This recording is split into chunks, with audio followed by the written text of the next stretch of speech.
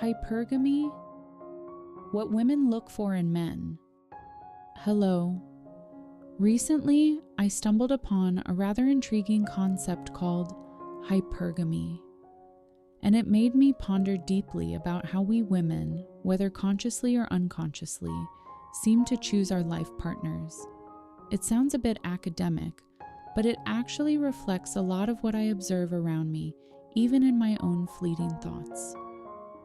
To start, let me share a humorous story titled The Husband Store, where men are displayed for women to choose as husbands. The store has very peculiar rules. Each customer can only enter once, cannot return to a floor they've already passed, and must leave the building either after selecting a husband or deciding to go home. This building has 6 floors, with the value of men increasing with each level. A young woman arrives to find a husband.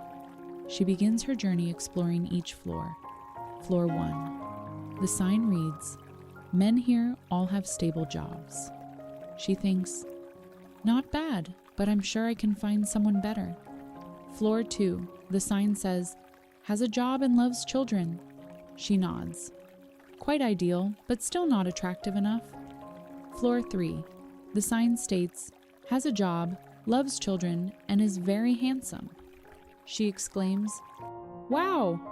Sounds tempting, but something still seems missing." Floor 4.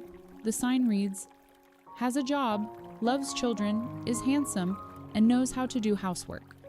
She cries out, "Oh my goodness, unbelievable, but is there anything even more amazing?" Floor 5.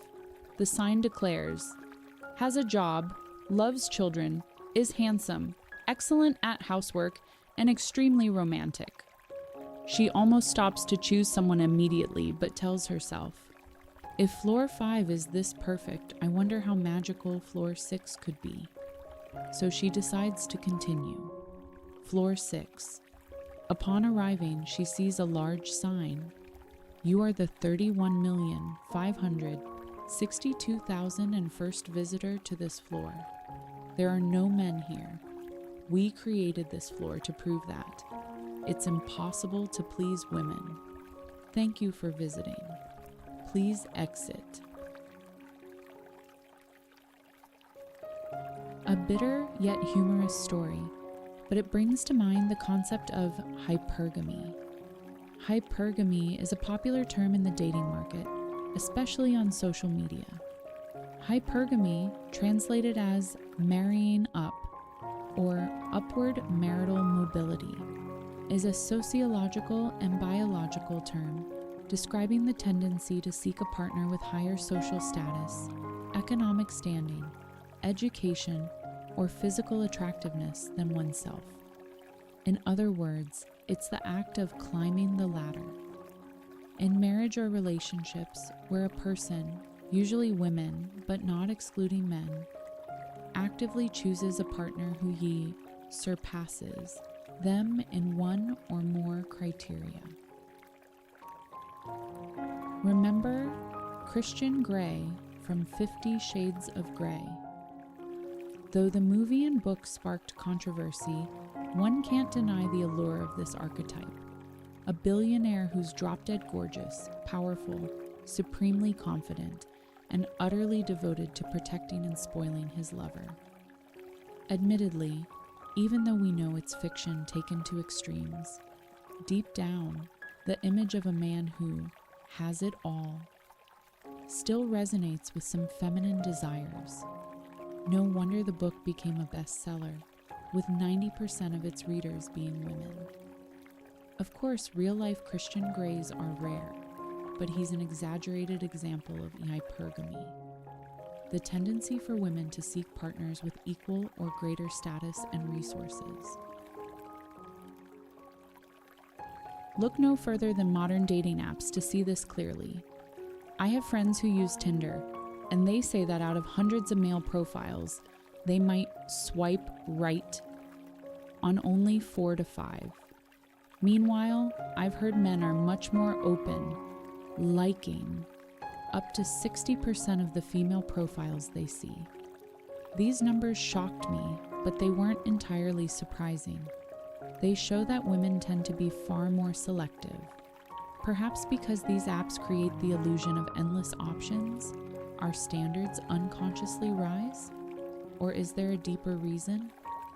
Digging deeper, I discovered a field called evolutionary psychology, with researchers like Professor David Buss. They explain that women's pickiness isn't about being picky or unreasonable. It has roots in millions of years of evolution. There's a theory called parental investment. Simply put, the gender that invests more time, effort, and risk in reproduction and childcare will be more cautious when choosing a mate. And clearly, that's us women. Imagine ancient times. Pregnancy for 9 months, dangerous childbirth, and caring for a fragile newborn in a harsh environment filled with predators and scarce food was an enormous trade-off. During that period, women were almost entirely dependent on men for survival. They needed a man strong enough to hunt, protect them and their children from danger. Thus, choosing a man capable of HYPERGAMY providing and protecting wasn't just a desire, it was a survival instinct to ensure the continuation of the species. The cost of motherhood was so high that being choosy makes sense, doesn't it? David Buss's research across 37 cultures also shows that whether in the East or West, women universally seek men with resources, wealth, income, or potential to acquire them, social status, and protective abilities. Of course, for long-term relationships, trustworthiness, commitment, and emotional maturity are equally crucial. But hypergamy doesn't mean women only care about money. That's too simplistic. I know couples who married when both were young and had nothing. Back then, what did the man have besides empty hands and a passionate heart? Yet why did the woman still choose him? Because she saw potential. She saw his diligence, determination, healthy ambition, and eagerness to learn. She believed that with those qualities, he could build a good life in the future. So, gentlemen, you don't need to be rich to earn love. What matters is whether you show women your worth betting their future on. Then there's the issue of height. Why do most women prefer taller men? Back in ancient times, taller people had the advantage of seeing farther to spot prey or enemies. Longer limbs also gave them an edge in combat. A tall stature often correlates with a sense of strength, protection, and even leadership. Just look at alpha males in the animal kingdom. It sounds funny, but statistics even show that taller U.S. presidential candidates tend to win more often. This inadvertently puts tall women in a tough spot, because if they insist on dating someone taller, especially in heels, their options become even more limited.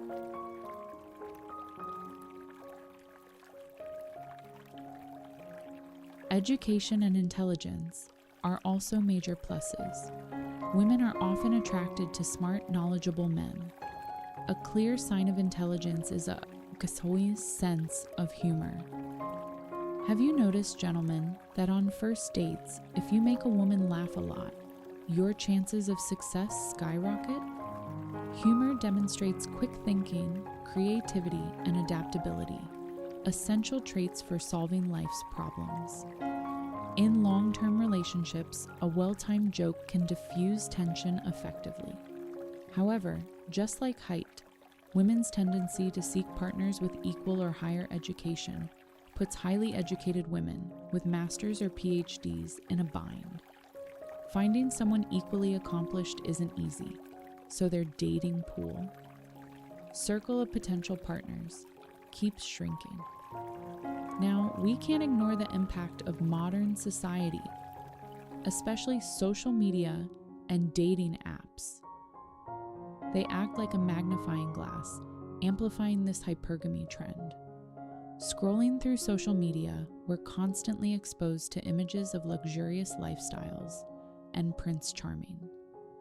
Boyfriends who are handsome, wealthy, and utterly devoted. Continuous exposure to these idealized images makes many women, and sometimes even me, to be honest, unconsciously raise their standards. We start thinking we deserve those things, forgetting to ask whether we're truly compatible or what value we bring to a relationship with such a man. Thus, standards like 3 no's, 4 yeses, 6 no's, or 666, 6 feet tall, 6-pack abs, 6-figure salary emerge. But in reality, the number of men who meet all those criteria within dating age is extremely small, perhaps less than 1%. When most women aim for that top 1%, what happens? First, there's fierce competition. Those top-tier men have too many options. With so many choices, committing to one person becomes harder for them. This is the price women who love and choose. Exceptional. Men may face insecurity, fear of being replaced, and jealousy due to the constant presence of your satellites around him. The second cost, and perhaps more heartbreaking for many successful women, is loneliness.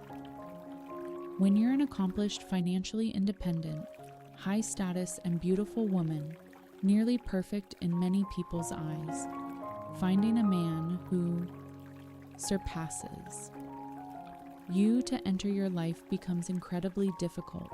Often, to reach that position, we've had to work hard, sometimes sacrificing our youth, passing the age of 30.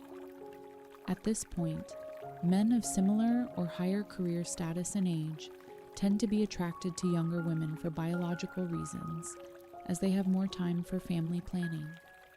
Meanwhile, successful women often won't lower their standards to choose someone lower in income or status. Thus, their circle of potential partners keeps narrowing.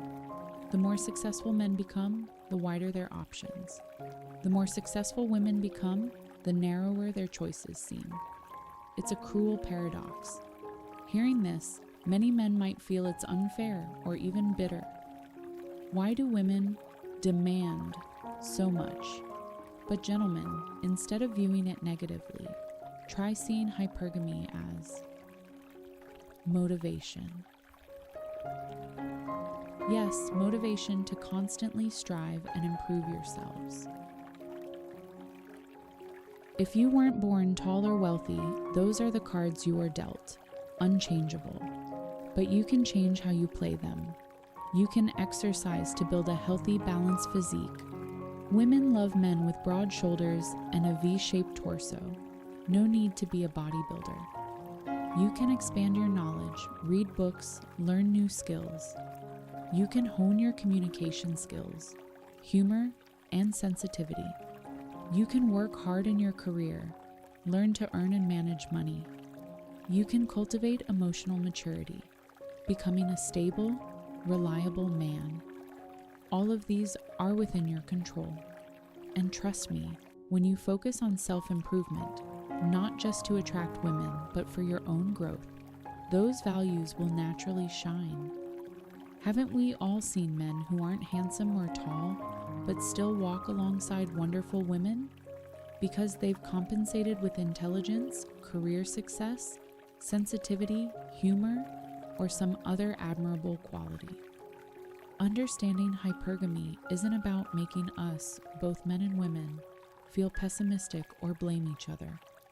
It's about understanding the invisible forces driving our mate selection behaviors. For women, it's about being a bit more realistic, looking at potential and compatibility instead of chasing distant, perfect ideals. For men, it's a reminder that in this race to attract a partner, efforts to improve controllable aspects always give you an edge. In the end, love and attraction remain complex and magical, beyond dry theories. But understanding a little more about the Boss's rules of the game might help us navigate our own paths to happiness better, don't you think?